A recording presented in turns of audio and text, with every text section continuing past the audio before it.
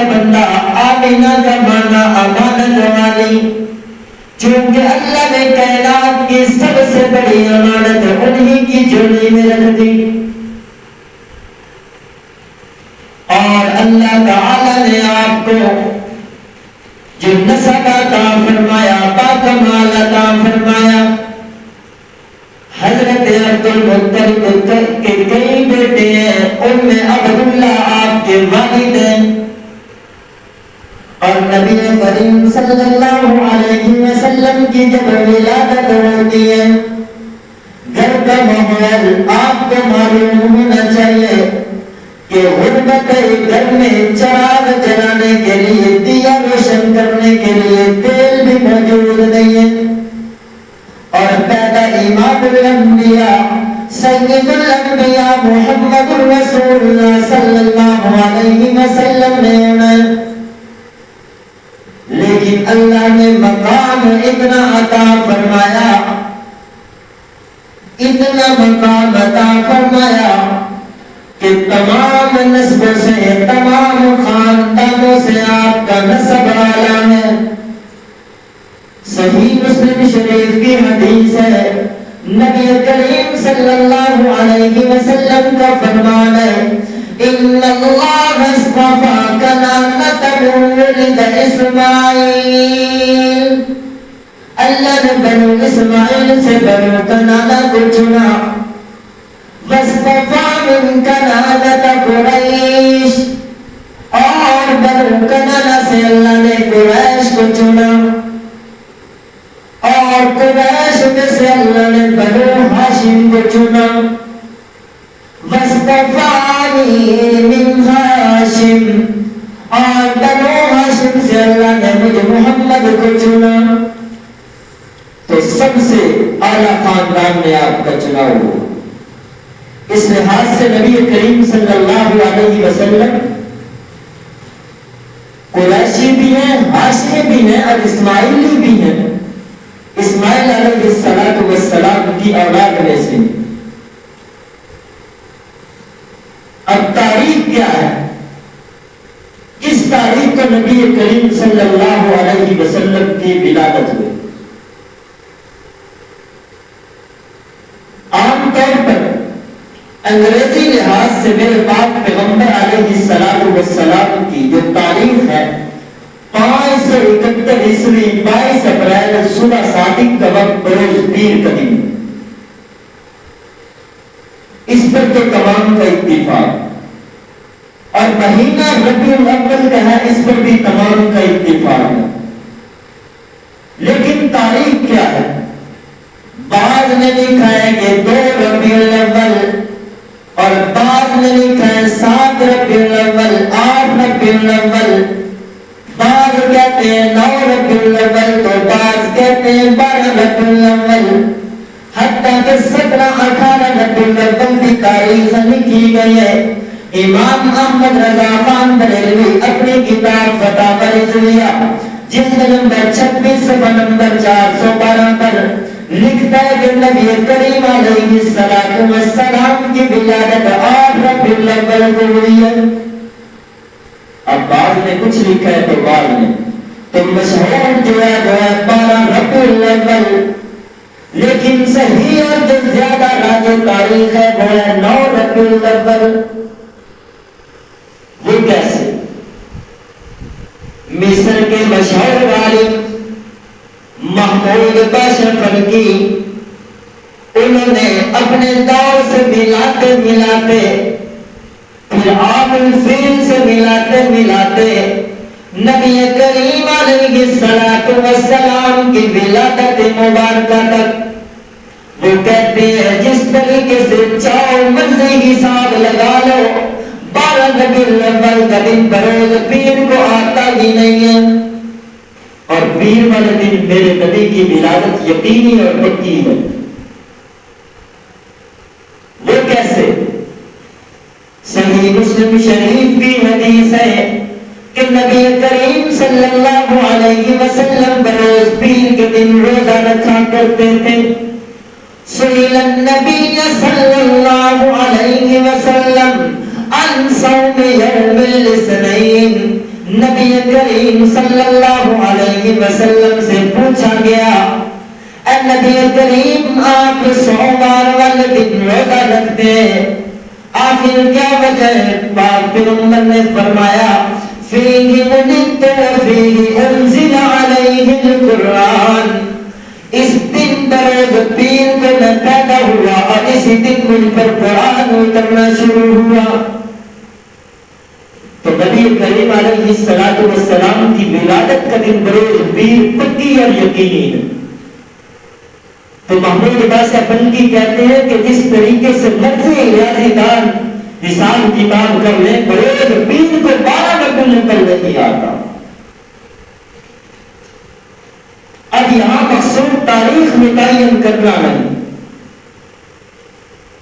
جو اتنا شدید اختلاف ہمارے درمیان ولادت پر ہے، وفات پر تمام مانتے ہیں کہ 12 ربیع الاول کو، لیکن ولادت میں اختلاف ہے، پوری امت میں اختلاف ہے۔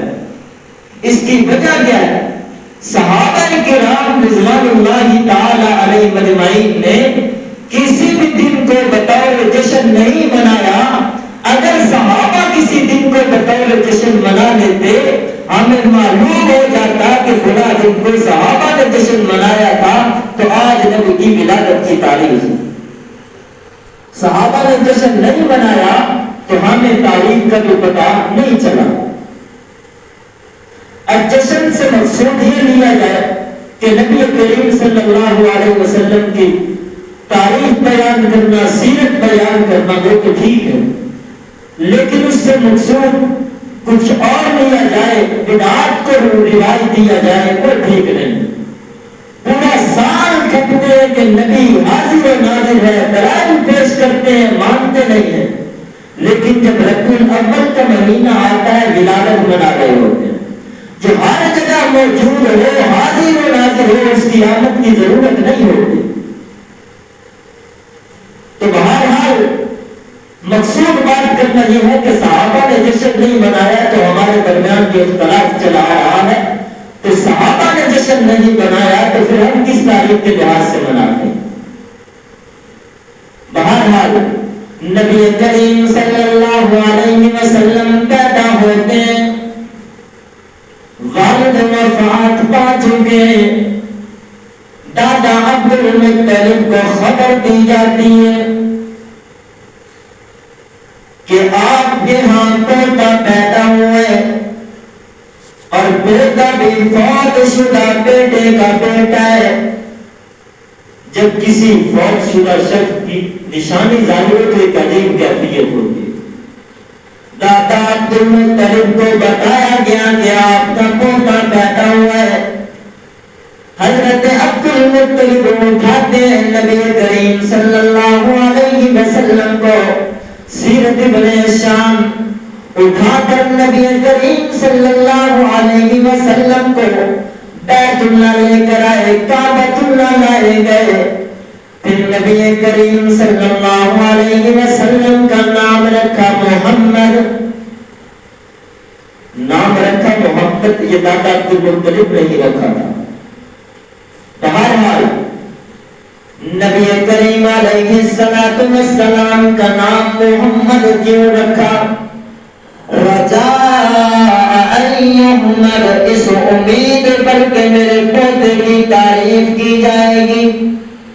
اللہ نے ایسا بنا دیا کہ ساری کائنات تعریف کرتی کرتی تھک جائے گی لیکن میرے پیغمبر کی تعریف ختم نہ ہوگی۔ اسی لیے تو صاحب قاموس لکھتے ہیں، اور علامہ راغب اصفہانی نے محمد کا معنی کیا ہے محمد الذی اجمعت فیہ الخصال المحمودہ، محمد اسے کہتے ہیں جس کے اندر تمام خوبیاں موجود ہو، تمام کے تمام کمالات موجود ہو، اسے محمد کہتے ہیں۔ اور فرمایا کہ عربی کا شاعر کہتا ہے لِكُلِّ نَبِيٍّ فِي الْأَنَامِ فَضِيلَةٌ، لِكُلِّ نَبِيٍّ فِي الْأَنَامِ فَضِيلَةٌ وَجُمْلَتُهَا مَجْمُوعَةٌ لِمُحَمَّدٍ، کہ اللہ نے سارے انبیاء کی خوبیوں کو میرے پیغمبر محمد رسول اللہ کے اندر جمع کر دیا ہے. اور صاحب قاموس فرماتے ہیں کہ محمد کسے کہتے ہیں؟ محمد الذی یحمد مرۃ بعد مرہ. محمد اسے کہتے ہیں جس کی تعریف در تعریف کی جائے، تعریف ختم نہ ہو. وہ پیغمبر، وہ محمد کہ جس کا ذکر انبیاء کی بشارت کے اندر ہے. وہ پیغمبر جس کا ذکر فرشتوں کی زبانوں پر عالم ارواح میں جس کی تعریف ہو، تورات میں، زبور میں، انجیل میں، صحیفوں میں جس کی تعریف ہو. اپنے بھی تعریف کرے، بیگانے بھی تعریف کرے، مشرک بھی تعریف کرے، حتیٰ کہ تعریف ہوتی جائے ختم نہ ہو تو محمد بنتا ہے. اور رجاء احمد مرۃ بعد مرہ. صرف یہی تک نہیں، میرے پیغمبر کے غیر مسلم بھی تعریف کیا کرتے تھے. یہ الگ بات ہے کہ اپنے بیچ میں کچھ دشمن بھی تھے، اور دشمن ہونا یہ عام طور پر جب انسان حق کے راستے پر چل رہا ہو تو کوئی اپنے ہی اکثر دشمن کھڑے ہو جاتے ہیں. اور عام طور پر دیکھا جائے لوگ اکثر علماء پر اعتراض کر رہے ہوتے ہیں، خطباء پر اعتراض کر رہے ہوتے ہیں، کچھ اعتراض بنتے ہوتے ہیں اور کچھ اپنی طرف سے بنا لیے جاتے ہیں. لیکن یاد رکھیں کہ اس عام طالب علم ہم جیسے کی بات ہو رہی ہے کہ ہم پر اپنے اعتراض کرتے ہیں. وہ تو محمد رسول اللہ صلی اللہ علیہ وسلم تھے جی، ابو جہل نے نہیں چھوڑا، تو ہم تو پھر ان سے کہیں نیچے ہیں. بہرحال اسی مسلک کو اگر حقیقت لے کر چلو گے، پھر آپ پر شکوہ ہو رہا ہے تو کرتا ہے تو پھر کرتا رہے. وہ عام طور پر ایک مشہور ہے لطیفہ کہ ایک چیتا تھا، وہ کہتا تھا کہ گھاس ہری ہے، اور گدھا کہتا تھا کہ گھاس نیلی ہے. دونوں کا فیصلہ بادشاہ شیر کے پاس چلا گیا. شیر سے جا کر کہتے ہیں، چیتا کہتا ہے میں کہتا ہوں گھاس ہری ہے، سبز ہے، اور یہ گدھا کہتا ہے کہ گھاس نیلی ہے، ہمارے درمیان فیصلہ کیجیے. بادشاہ شیر نے چیتے کو 5 سال کی قید سنا دی. چیتا پوچھتا ہے کہ میں تو سچ کہتا ہوں کہ گھاس ہری ہے، سبز ہے، تو پھر مجھے سزا کیسے؟ اس نے کہا کہ تو نے گدھے سے بحث کیوں کی؟ جو مزاج ہی گدھا رکھتا ہو وہ اس کو اعتراض کرتا ہے تو کرتا رہے، وہ آپ پر ترنت لگاتا ہے تو لگاتا رہے، اس کے پاس دلیل موجود نہیں ہوگی. وہ پیچھے بیٹھ کر چیلنج دے رہا ہوگا کہ میں یوں کر سکتا ہوں، میں وہ کر سکتا ہوں. تو یہ گدھے کا کام ہوتا ہے اعتراضات کرنا. تو اس وقت جو گدھے موجود ہیں وہی میرے پیغمبر پر اعتراض کر سکتے تھے، لیکن غیر مسلم تو میرے پیغمبر کو صادق و امین سمجھا کرتا ہے. بہرحال انڈیا کا کنور سنگھ مادی غیر مسلم ہے، میرے پیغمبر کی تعریف میں لبد اللسان نظر آتا ہے. کیا کہتا ہے؟ عشق ہو جائے کسی سے چارہ تو نہیں، عشق ہو جائے کسی سے چارہ تو نہیں، فقط مسلم کا محمد پہ اجارہ تو نہیں. عشق ہو جائے کسی سے چارہ تو نہیں، فقط مسلم کا محمد پہ اجارہ تو نہیں. اور عربی میں اسے کہتے ہیں والفضل ما شہدت به اللہ تعالی. فضیلت اور کمال یہ ہے کہ دشمن بھی تعریف کرے.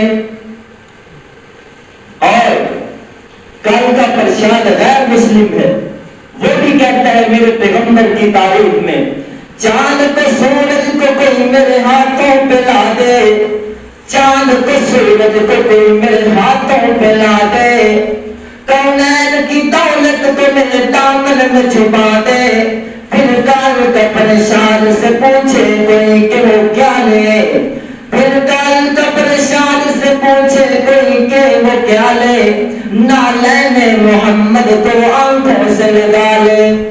کال کا پریشان غیر مسلم ہے، کہتا ہے کہ ساری دنیا کے خزانوں کو ٹھکرا دوں گا لیکن محمد کے قدموں کو اپنی آنکھوں سے لگا لوں.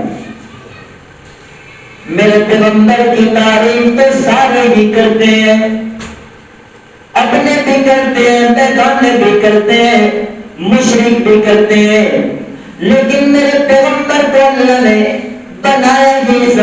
انداز سے تھا، آپ کی گفتار بھی بے مثال، آپ کی رفتار بھی بے مثال، آپ کی سیرت عظمت بے مثال، آپ کی شان بے مثال، آپ کی دعا بے مثال، آپ کی ادا بھی بے مثال، آپ کی عبادت بے مثال، آپ کی تلاوت بھی بے مثال، حتیٰ کہ آپ کا ظاہر و باطن بھی بے مثال ہے۔ اللہ نے آپ کو ہر انداز سے بکمال اور بے مثال بنایا ہے۔ نام رکھا محمد ابو طالب، اور عام طور پر سیرت نگاروں نے لکھا ہے کہ آپ صلی اللہ علیہ وسلم سے پہلے نام محمد کسی کا نہیں تھا، لیکن حافظ ابن حجر اسقلانی رحمۃ اللہ علیہ نے اپنی کتاب فتح الباری اس کے اندر ایسے 16 نام گنوائے جن کا نام آپ سے پہلے محمد تھا۔ وہ کیوں تھا؟ رجاء احمد، اس امید پر انہوں نے بھی رکھا تھا کہ وہ دہر نجات وہی بن جائے جو آنا ہے، لیکن وہ مقدر میں آمینہ کے تھا۔ بہرحال لفظ محمد، نام محمد قرآن میں 4 مرتبہ ذکر ہوا ہے، اور احمد نام قرآن میں 1 مرتبہ آیا ہے۔ فرمایا وَمُبَشِّرًا بِرَسُولٍ یَأْتِی مِن بَعْدِ اسْمُهُ احمد، آپ کا نام قرآن میں 1 مرتبہ احمد آیا ہے۔ نام محمد، احمد، محمد بھی حمد سے بنے حامیم دال، احمد بھی حمد سے بنے حامیم دال۔ عام طور پر کہا جائے اللہ نے قیامت والے دن میں میرے پیغمبر کو مقام عطا کرنا ہے، اس کا نام بھی مقام محمود ہے، وہ بھی حمد سے بنے۔ اللہ نے میرے پیغمبر کو قیامت والے دن کی امت کو نام دیا ہے، اس کا نام بھی حمدون ہوگا، اور اللہ نے جو میرے پیغمبر کی امت کو قیامت والے دن جنت عطا کرنا ہے، اس کا نام بھی لواء الحمد ہوگا۔ یعنی اللہ نے میرے پیغمبر کو جو کچھ بھی عطا فرمایا سارا کا سارا بکمال اور بے مثال عطا فرمایا ہے، سارا کا سارا قابل تعریف عطا فرمایا ہے۔ تو محمد اور احمد کے اندر فرق کیا ہے؟ نام محمد بھی بڑی معنی رکھتا ہے تعریف، نام احمد بھی بڑی معنی رکھتا ہے تعریف۔ یاد رکھیں آسان لفظوں میں محمد اور محمد اور احمد کا معنی، محمد کہتے ہیں جس کی رب تعریف کرے اسے محمد کہتے ہیں، احمد جو رب کی تعریف کرے تو اسے احمد کہتے ہیں۔ محمد جس کی رب تعریف کرے اور احمد جو رب کی تعریف کرے وہ محمد اور احمد بنتے ہیں۔ تو بہرحال نبی کریم صلی اللہ علیہ وسلم جب پیدا ہوتے ہیں تو عرب کے اندر عام طور پر یہ دستور تھا کہ جب بچہ شہر کے اندر پیدا ہوتا تو دائیاں آتی اسے اٹھا کر لے جاتی اور دیہات میں جا کر اسے پالتی۔ اس سے فائدے کیا ہوتے تھے؟ چند فوائد حاصل ہوتے تھے، جن میں ایک تو بچہ شہر کی آلودگی سے محفوظ رہتا ہے، دیہات کی آب و ہوا صاف ہوتی ہے۔ دوسری وجہ کہ لغت خالص ہو، زبان خالص ہو۔ عام طور پر اس کی مثال سمجھی جائے، آپ سعودی عرب کے اندر چلے جائیں، وہاں کے لوگ آپ سے جو عربی میں بات کریں گے وہ لغت اور ہوگی، آپ عربی وہاں بولیں گے آپ کی لغت قرآنی ہوگی، اس کی لغت اور ہوگی، آپ کو بات سمجھ میں نہیں آئے گی، لیکن اس سے لغت خالص رہتی ہے اگر ایک ہی ماحول کے اندر انسان کرے۔ بہرحال قافلہ آیا بچے اٹھانے کے لیے کہ لے جائیں گے، اور جا کر دائیوں کا قافلہ آتا ہے، اپنی اپنی اونٹنیوں گدیوں پر سوار ہیں، لیکن اس قافلے کے اندر حضرت حلیمہ سعدیہ موجود تھی۔ حلیمہ سعدیہ کا خاوند بھی ساتھ تھا، خاوند کا نام حارث ہے، وہ ساتھ تھا۔ قافلہ آتا ہے، بچے اٹھاتا ہے، اٹھا کر چلے جاتے ہیں۔ جب نبی کریم صلی اللہ علیہ وسلم کے گھر میں جاتے ہیں تو پوچھتے ہیں کہ اس کا والد کہاں ہے؟ تو والدہ بتاتی ہے کہ والد تو وفات پا چکے ہیں، یہ یتیم بچہ ہے، وہ چھوڑ کر چلی جاتی ہے کہ اس کو پالیں گے، وہاں پہ ملا گیا کیا؟ چھوڑ دیتی ہیں۔ یاد رکھیں کبھی مشرک کے ہاتھ میں اللہ میرے پیغمبر سے اس کی پرورش کروانا یہ اللہ کو قبول نہیں تھا۔ بہرحال چھوڑ کر چلی جاتی ہیں۔ حضرت حلیمہ سعدیہ کی نظر میرے پیغمبر کے در پر پڑتی ہے جب کہیں سے بھی بچہ نہیں ملتا، اس لیے کہ اللہ نے اس واحدہ حضرت حلیمہ سعدیہ کے میرے پیغمبر محمد رسول اللہ کی جوڑی میں ڈالنا تھا۔ حضرت حلیمہ سعدیہ میرے پاک پیغمبر صلی اللہ علیہ وسلم کے در آتی ہیں، پوچھتی ہے والد کہاں ہے؟ بتایا جاتا ہے کہ والد تو وفات پا چکے۔ اس وقت حضرت حلیمہ سعدیہ اپنے خاوند سے کہتی ہیں کہ میں انہیں اٹھا دیتی ہوں۔ خاوند کہتا ہے اٹھا لو، جو ہوگا وہ دیکھا جائے گا، ہو سکتا ہے اللہ تعالیٰ اسی سے ہمیں رنگ دے۔ بچے کو اٹھا لیتے ہیں، چلی پڑتی ہیں۔ بعض سیرت کی کتابوں میں لکھا ہے کہ نبی کریم علیہ السلام جس سواری پر حلیمہ سعدیہ کی جو سواری تھی وہ لنگڑاتی ہوئی تھی، بیمار اور ضعیف اور کمزور تھی، لیکن بعض سیرت نگاروں نے لکھا ہے وہ گدھی تھی، تو بعض نے لکھا وہ اونٹنی تھی، وہ اونٹنی ہو یا گدھی۔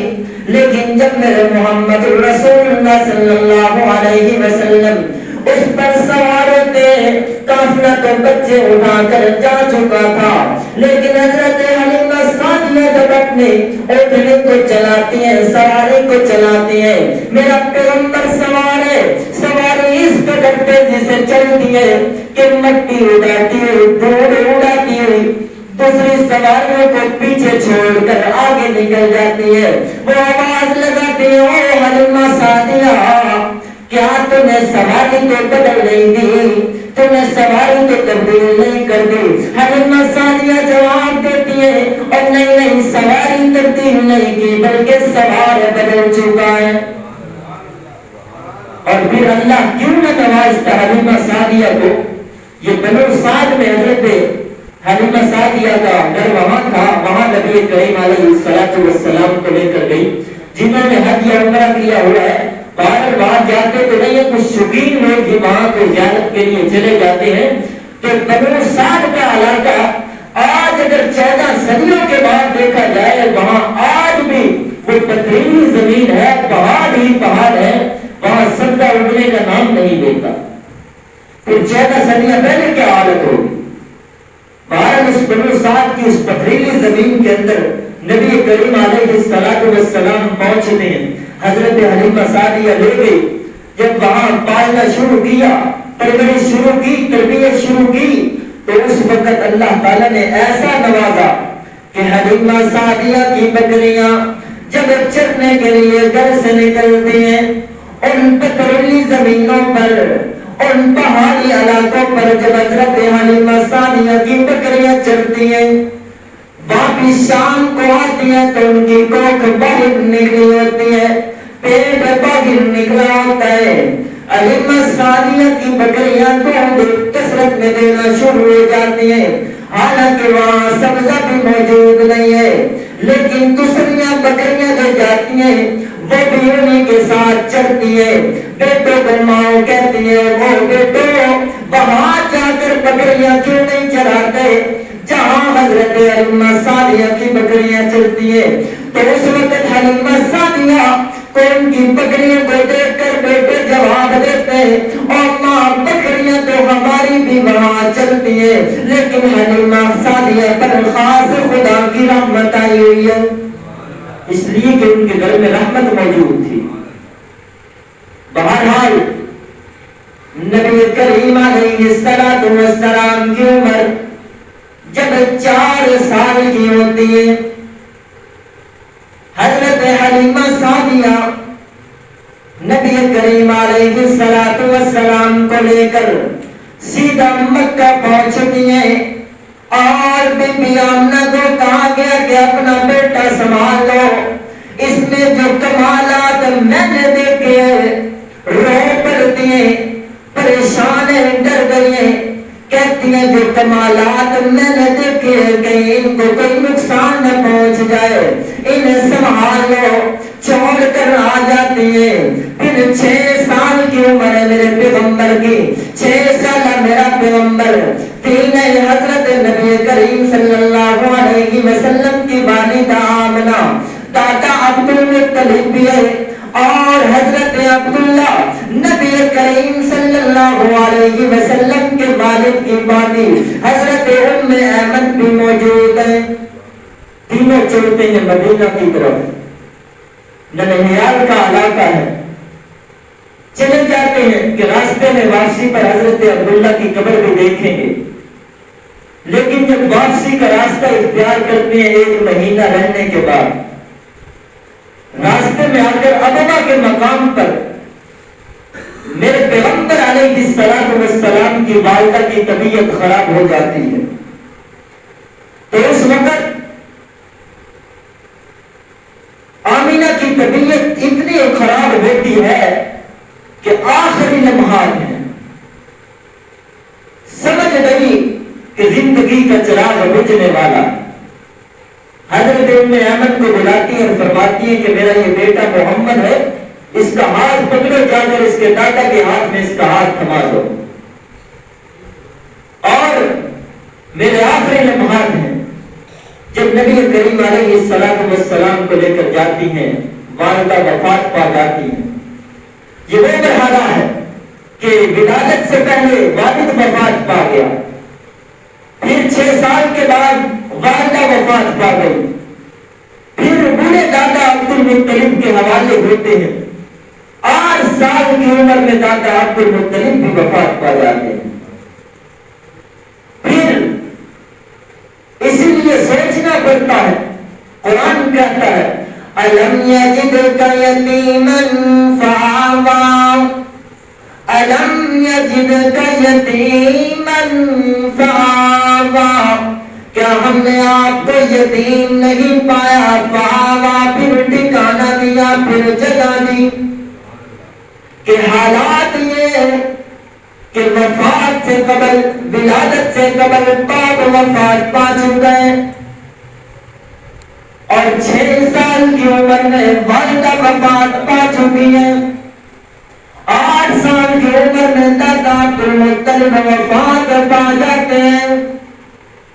حکمت تو میرا مالک جانتا ہے کہ کیا پوشیدہ تھی، آخر کیا وجہ تھی، یہ رب جانتا ہے جو علام الغیوب ہے، لیکن اگر قرآن کی بات کو سمجھے تو بات سمجھ میں آتی ہے کہ اللہ نے سارے سہارے اس لیے اٹھا لیے کہ اب میرا پیغمبر صرف رب کے سہارے چلے گا،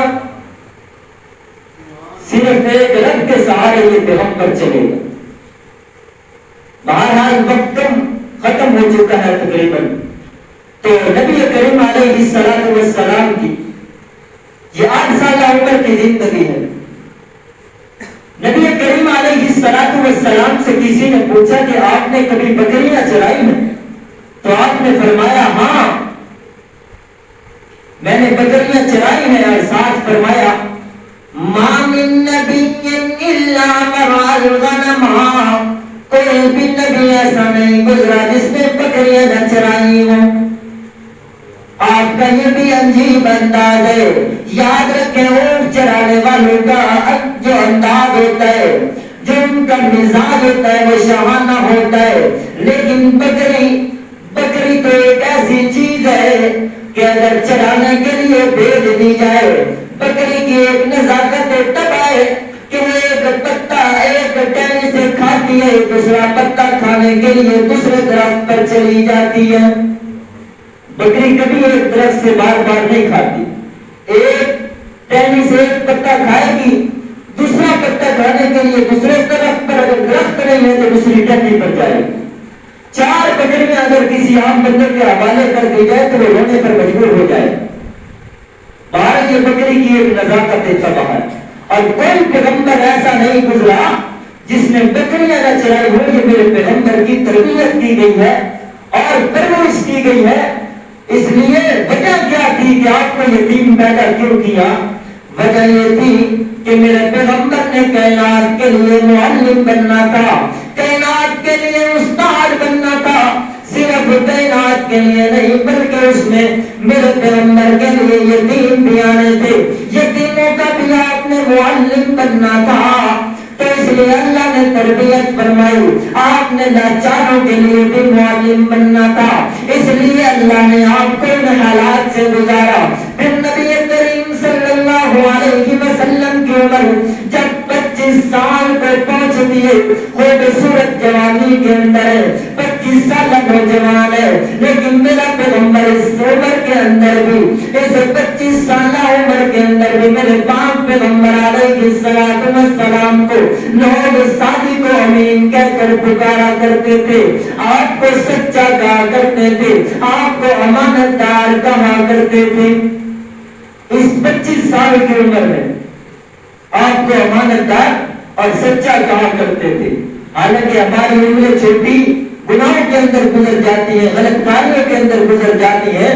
عام طور پر آپ دیکھیں کوئی افسر لگا ہوا ہے، وہ افسری کرنے کے بعد ہزاروں دور لگاتا ہے، لیکن آخری عمر کے اندر وہ مسجد میں وقت سے پہلے بیٹھا ہوتا ہے۔ وہ شخص جو گناہگاری کا ارتکاب کرتا رہا مسجد سے پہلے موجود ہے، بلکہ نمازیوں کا بھی کچھ چھیڑ چھاڑی کر رہا ہوتا ہے کہ جلدی پہنچا کرو۔ تو ہمارے ہاں آخری عمر میں جا کر ہم لوگ صحیح طریقے سے نیکی پر آتے ہیں، صادق و امین بنتے ہیں، لیکن میرا پیغمبر علیہ السلام 25 سال کی عمر ہے اور آپ کو اس وقت صادق و امین، یہ آپ کو نبوت ملنے سے پہلے دو رقم ملے تھے، صادق و امین۔ بہرحال حضرت خدیجہ رضی اللہ تعالی عنہا جب انہوں نے سنا کہ مکہ کے اندر ایک محمد رہتا ہے، 25 سال کی عمر ہے، لیکن اس عمر کے اندر ہی وہ صادق و امین کے نام سے مشہور ہے، اپنے غلام سے کہتی ہے کہ اگر اس کو تجارت میں شامل کر لو، میری تجارت سے کئی لوگ نفع اٹھاتے ہیں، اگر اس کو تجارت میں شامل کر لو تو میں نفع منافع بڑھا دوں گی۔ تو نبی کریم صلی اللہ علیہ وسلم کو بلانے گئے، پیغام بھیجا گیا کہ آپ تجارت کریں گے؟ فرمایا کیوں نہیں، میں ضرور تیار ہوں۔ نبی کریم صلی اللہ علیہ وسلم تیار ہو جاتے ہیں، قافلہ روانہ ہونے لگتا ہے۔ حضرت خدیجہ اپنے غلام میسرہ کو ساتھ ملا دیتی ہیں اور کہنے لگتی ہیں، میسرہ ان کے ساتھ چلے جاؤ، اس نوجوان کی بات بھی ماننی ہے اور اس نوجوان کو ساتھ لے کر چلنا ہے اور اس کی خلوت و جلوتوں کو دیکھنا ہے کہ کیا کمالات ہیں۔ ساتھ چلا جاتا ہے میسرہ۔ جب واپسی آتے ہیں حضرت خدیجہ پوچھتی ہیں کیا حالات ہے، وہ جواب دیتا ہے او خدیجہ، آپ کہتی ہو کہ کیا کمالات ہیں، میں نے ان کی جلوت و خلوتوں کو دیکھا ہے، کبھی تو بادلوں کا ٹکڑا آپ پر سایہ کر رہا ہے، کبھی عجیب انداز ہے تو کبھی کوئی انداز ہے، میں بیان نہیں کر سکتا۔ بارہ میں کہتا ہے کہ اس سال جو منافع ہوا ہے وہ پہلے سے زیادہ ہوا ہے، کئی زیادہ ہوا ہے، آج تک ایسا منافع نہیں ہوا۔ تو حضرت خدیجہ نے اس منافع کا بہت سارا حصہ نبی کریم صلی اللہ علیہ وسلم کو بھی دیا۔ اور پھر جب اس میسرہ غلام کی باتیں سنتی حضرت خدیجہ تو کہتی ہے کہ رشتے تو بہت آتے رہے ہیں، امیروں کے بھی امیر سے امیر ترین رشتے آئے ہیں، لیکن میرے جو دل آیا ہے وہ اسی نوجوان پر آیا ہے، اسی سے میں شادی کرنا چاہتی ہوں۔ اب وہ کہتی کیسے؟ ان کی ایک سہیلی تھی نفیسہ بنت منبہ، اس سے حضرت خدیجہ نے کہا کہ میں اس نوجوان سے شادی کرنا چاہتی ہوں، میرا دل چاہ رہا ہے۔ اور بھی رشتے آئے، یہ بات نہیں تھی کہ وہ لینے والا نہیں تھا، باہر رشتے اور بھی بہت آ رہے، لیکن میرا دل چاہ رہا ہے کہ میں اس سے بھی شادی کروں نوجوان سے۔ تو نفیسہ نے کہا یہ کون سی بات ہے، میں بات کرتی ہوں، آپ تیار ہیں؟ تو کہتی میں تیار ہوں۔ نفیسہ جب نبی کریم علیہ السلام سے بات کرنے کے لیے پہنچتی ہے، جا کر پوچھتی ہے اور نوجوان تیری عمر کتنی ہے؟ نبی کریم فرماتے ہیں 25 سال. حضرت خدیجہ کی عمر 40 سال تھی. تو کہتی ہے نفیسہ 25 سال کی عمر ہو چکی ہے، کیا تم شادی نہیں کرنا چاہتے؟ اتنی جوانی کے اندر آ چکے ہو. نبی کریم علیہ السلام نے فرمایا میرے پاس تو حق مار بھی موجود نہیں ہے، غربت ہے، باقی معاملات کیسے کروں گا؟ نفیسہ بنت منبہ کہتی ہے اگر آپ حکم کرے تو آپ کی شادی ایک ایسی عورت کے ساتھ کروا دوں، ایسی عورت کے ساتھ جو امیر بھی ہے، جس کا نسب بھی اعلیٰ ہے، جو خود بھی اعلیٰ ہے. اور حضرت خدیجہ کا لقب پہلے سے اللہ نے طیبہ دیا تھا، پاکی تھا، یہ بھی ان کا لقب ان کی جوانی میں ملا تھا. بہرحال نفیسہ بات کرتی ہے، نبی کریم صلی اللہ علیہ وسلم کو کہتی ہے آپ کا حق مار بھی ادا ہو جائے گا اور بھی بہت کچھ آپ کو مل جائے گا. تو نبی کریم تیار ہو جاتے ہیں، اپنے چچا سے بات کرتے ہیں. چچا مطالب سے جا کر پوچھتے ہیں تو کہتے ہیں ٹھیک ہے. نبی کریم علیہ السلام اس وقت شادی کے لیے تیار ہو جاتے ہیں، لیکن کہتے ہیں اس کو کون بات کرے گا؟ حضرت نفیسہ کہتی ہیں یہ تو میں دل کے اندر کہہ رہی تھی کہ چلو بات کر لیتے ہیں، لیکن وہ آپ پر پہلے ہی عاشق ہو چکی تھی. بہرحال نبی کریم علیہ السلام بارات لے کر، بارات کو عام طور پر ہم نے یہ لفظ نکال لیا ہے، یاد رکھیں جو عام طور پر شادی کے اندر چیزیں ہیں وہ ولیمہ اور نکاح، یہ دو چیزیں سنت ہیں، بارات کا کہیں تذکرہ ہی نہیں ملتا. بعد نبی کریم علیہ السلام کا قافلہ جا رہا ہے، نکاح ہوتا ہے، تو نکاح ہونے کے بعد جب نبی کریم علیہ السلام اور حضرت خدیجہ کا نکاح ہو جاتا ہے، قافلہ واپس جانے لگتا ہے. حضرت خدیجہ فرماتی ہے قافلے کو بٹھاؤ، میرے اونٹ چل رہے ہیں، 20 اونٹ ذبح کر کے ان کو کھلا دو. وہ 20 اونٹ ذبح کر کے قافلے کو کھلا دیے جاتے ہیں. بکریاں چل رہی ہوتی ہیں، وہ ذبح کر کے کھلا دی جاتی ہیں، اس لیے کہ حضرت خدیجہ کا نکاح ہو چکا ہے. اور یاد رکھیں نبی کریم صلی اللہ علیہ وسلم نے حضرت خدیجہ سے جب نکاح ہوا، آپ کی پوری عمر کے اندر آپ نے کسی سے نکاح نہیں کیا. 25 سال تک یہ نکاح رہا ہے، آپ نے کسی سے بھی نکاح نہیں کیا. جب آپ وفات پا جاتی ہیں پھر نبی کریم نکاح کرتے ہیں، 1 نہیں 2 نہیں 3 نہیں 4 نہیں 11 تک نکاح ہوئے. تو پادیاں ملائے گئے تو 13 موجود ہیں. آپ نے نکاح کیے، اس کے بعد نبی کریم صلی اللہ علیہ وسلم عام طور پر جب بھی ذکر کرتے تو اچھے نام کے ساتھ حضرت خدیجہ کا ذکر کرتے. حضرت عائشہ فرماتی ہے مجھے کسی شوکت پر رشک نہیں آتا تھا، لیکن خدیجہ پر آتا تھا، حالانکہ انہوں نے میرے ساتھ زندگی بھی نہیں گزاری تھی. شوکت پر رشک آتا تھا. کیوں؟ میں نبی کریم سے کہتی کہ جب بھی آپ ذکر کرتے ہیں تو خدیجہ کا ذکر کرتے ہیں، ہم بھی تو موجود ہیں. تو نبی کریم علیہ السلام نے فرمایا میں خدیجہ کا ذکر اس لیے کرتی ہوں کہ اس لیے کرتا ہوں کہ جب میرا کوئی غم خاری کرنے والا نہیں تھا، اس وقت سب سے پہلے جو غم خار بنی ہے وہ خدیجہ بنی ہے. جب مجھے کوئی پوچھنے والا نہیں تھا، میرا ساتھ دینے